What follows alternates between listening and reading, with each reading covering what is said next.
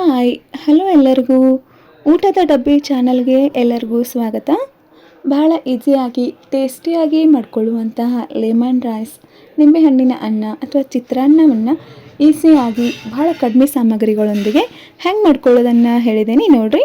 ಇದನ್ನು ನೋಡಿದಕ್ಕೆ ನಾವು ಎಷ್ಟು ಜನ ಅದೇವಿ ನೋಡ್ಕೊಂಡು ಅದಕ್ಕೆ ತಕ್ಕಂಗೆ ಅನ್ನವನ್ನು ಮಾಡಿಟ್ಕೋಬೇಕು. ಮೊದಲಿಗೆ ಅನ್ನ ಕಂಪ್ಲೀಟಾಗಿ ತಂಪಾಗಬೇಕು. ಹಂಗೆ ಅನ್ನ ಮಾಡುವಾಗ ಒಂದೇನು ಟಿಪ್ಸ್ ಫಾಲೋ ಮಾಡ್ಕೋಬೇಕಂದ್ರೆ, ಅನ್ನ ಆದಷ್ಟು ಒಂದು ಸ್ವಲ್ಪ ಉದುರಾಗಿ ಮಾಡ್ಕೊಂಡ್ರೆ ಚಿತ್ರಾನ್ನ ಭಾಳ ರುಚಿ ಆಕೈತಿ.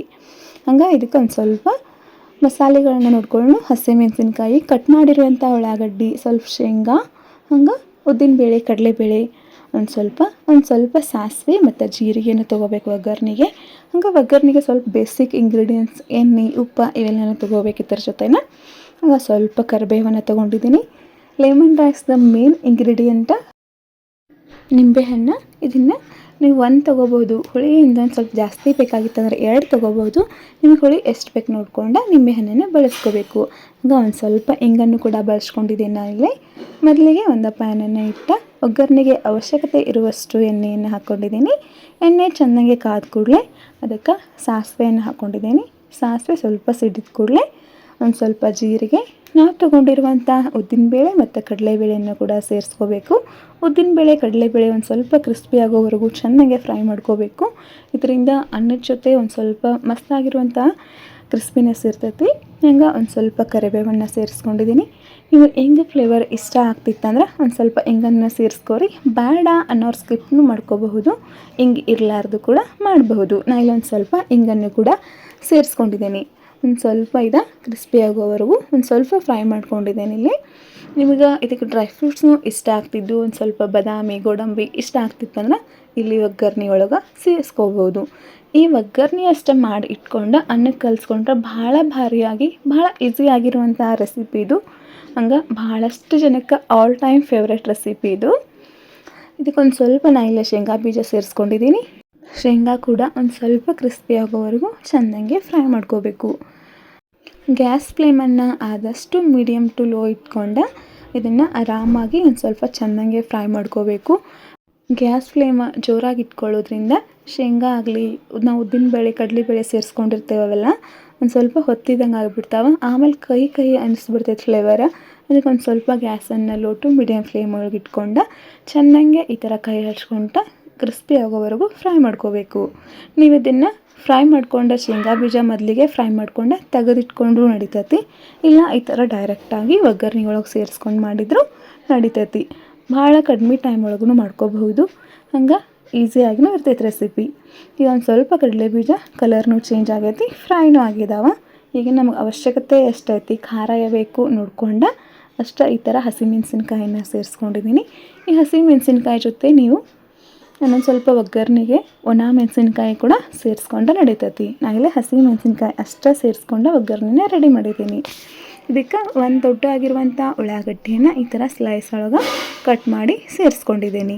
ಉಳ್ಳಾಗಡ್ಡಿನೂ ಕೂಡ ಕಲರ್ ಚೇಂಜ್ ಆಗಿ ಸಾಫ್ಟ್ ಆಗೋವರೆಗೂ ಚೆನ್ನಾಗೆ ಫ್ರೈ ಮಾಡ್ಕೋಬೇಕು. ಇದನ್ನಷ್ಟೇ ಒಗ್ಗರಣೆ ರೆಡಿ ಮಾಡಿ ಇಟ್ಕೊಂಡು ಯಾವಾಗಾದರೂ ಅನ್ನ ಮಾಡಿಕೊಂಡು ಕೂಡ ಕಲಿಸ್ಕೊಳ್ಬೋದು. ಈ ಒಗ್ಗರಣೆನ 1 ರಿಂದ 2 ದಿನ ಮಾಡಿ ಇಟ್ಕೊಂಡ್ರೆ ನಡಿತೈತಿ.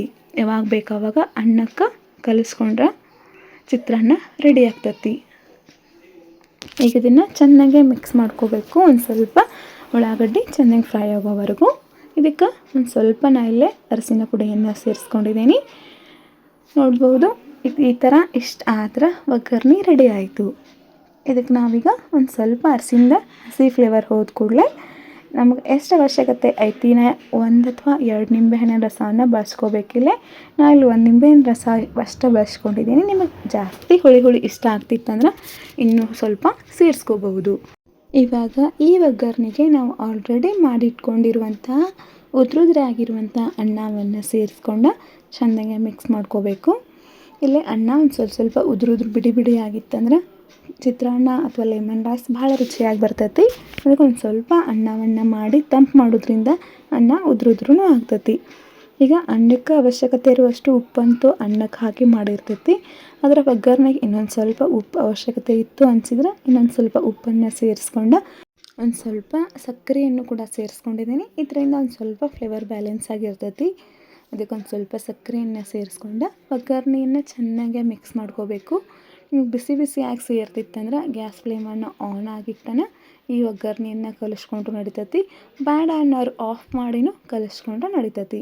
ಒಂದು ಸ್ವಲ್ಪ ಬಿಸಿ ಬಿಸಿ ರೈಸ್ ಬೇಕು ಅನ್ನೋರು ಇದನ್ನ ಗ್ಯಾಸ್ ಫ್ಲೇಮ್ ಒಳಗಿಟ್ಟನ ಚೆಂದಂಗೆ ಈ ಥರ ಒಗ್ಗರಣೆ ಎಲ್ಲ ಕಡೆಯೂ ಕುಡ್ಕೊಳ್ಳೋವರೆಗೂ ಚೆಂದಂಗೆ ಮಿಕ್ಸ್ ಮಾಡ್ಕೋಬೇಕು. ಉಪ್ಪು ಸಕ್ಕರೆನ ಮ್ಯಾಗ ಸೇರಿಸಿರ್ತೇವೆ, ಅದಕ್ಕೆ ಒಂದು ಸ್ವಲ್ಪ ಅದು ಕರೆಕ್ಟಾಗಿ ಎಲ್ಲ ಕಡೆ ಕರಗಿ ಹೊಂದ್ಕೋಬೇಕು. ಅಲ್ಲಿವರೆಗೂ ಒಂದು ಸ್ವಲ್ಪ ಈ ಥರ ಚೆಂದಂಗೆ ಮಿಕ್ಸ್ ಮಾಡ್ಕೊಳ್ಳೋದ್ರಿಂದ ಒಗ್ಗರಣೆ ಕರೆಕ್ಟಾಗಿ ಎಲ್ಲ ಕಡೆಯೂ ಕುಡ್ಕೋತೈತಿ. ಈ ರೆಸಿಪಿ ಇಷ್ಟ ಆಯ್ತು ರೀ. ಭಾಳ ಕಡಿಮೆ ಟೈಮ್ ಒಳಗೆ ಭಾಳ ಈಸಿಯಾಗಿ ಅಷ್ಟು ಸೂಪರಾಗಿ ಮಾಡ್ಕೋಬಹುದು. ಒಂದು ಸ್ವಲ್ಪ ಬಿಸಿ ಆಗೋದಕ್ಕೆ ಒಂದು ಲಿಡ್ಡನ್ನು ಕ್ಲೋಸ್ ಮಾಡಿ ಇಟ್ಟಿದ್ದೀನಿ. ಒಂದು ಸ್ವಲ್ಪ ನಡು ಕೈ ಆಡ್ಸ್ಕೊತಾನೆ ಇರಬೇಕು. ಚೆಂದಂಗೆ ಬಿಸಿ ಆದ್ರೆ ಈ ಚಿತ್ರಾನ್ನ ಲೆಮನ್ ರೈಸ್ ರೆಡಿ ಆಗ್ತೈತಿ. ಸೂಪರ್ ಟೇಸ್ಟಿಯಾಗಿಯೂ ಇರ್ತೈತಿ. ಕಡಿಮೆ ಇಂಗ್ರೀಡಿಯೆಂಟ್ಸ್ ಕಡಿಮೆ ಟೈಮ್ ಒಳಗೆ ಅರ್ಜೆಂಟಾಗಿ ಬೇಕಾದರೂ ಕೂಡ ಮಾಡ್ಕೊಂಡು ತಿನ್ಬೋದು. ಇದನ್ನು ಇಲ್ಲಿ ಒಂದು ಸ್ವಲ್ಪ ಕೈ ಆಡ್ಸ್ಕೊತ ಬಿಸಿ ಮಾಡೋದನ್ನ ಈ ಥರ ಮಾಡೋದ್ರಿಂದ ಎಲ್ಲ ಕಡೆಯೂ ಕರೆಕ್ಟಾಗಿ ಬಿಸಿ ಆಗ್ತೈತಿ. ಲಾಸ್ಟಿಗೆ ಒಂದು ಸ್ವಲ್ಪ ಕೊತ್ತಂಬರಿನ ಉದುರಿಸ್ಕೊಂಡಿದ್ದೀನಿ. ಕೊತ್ತಂಬರಿನ ಉದುರಿಸ್ಕೊಂಡು ಚೆಂದಂಗೆ ಮಿಕ್ಸ್ ಮಾಡಿಕೊಂಡ್ರೆ ರೆಡಿ ಆಯ್ತಿದು. ಹಂಗೆ ಈ ರೆಸಿಪಿ ಹೆಂಗೆ ಅನಿಸ್ತು ಅನ್ನೋದನ್ನು ಕಮೆಂಟ್ ಸೆಕ್ಷನ್ ಒಳಗೆ ತಿಳಿಸ್ರಿ. ನಮ್ಮ ಚಾನಲ್ಗೆ ಯಾರಾದರೂ ಸಬ್ಸ್ಕ್ರೈಬ್ ಮಾಡಲಾರ್ದ ನೋಡ್ತಿದ್ರೆ ಚಾನಲ್ನ ಸಬ್ಸ್ಕ್ರೈಬ್ ಮಾಡ್ಕೊಂಡು ಸಪೋರ್ಟ್ ಮಾಡಿರಿ.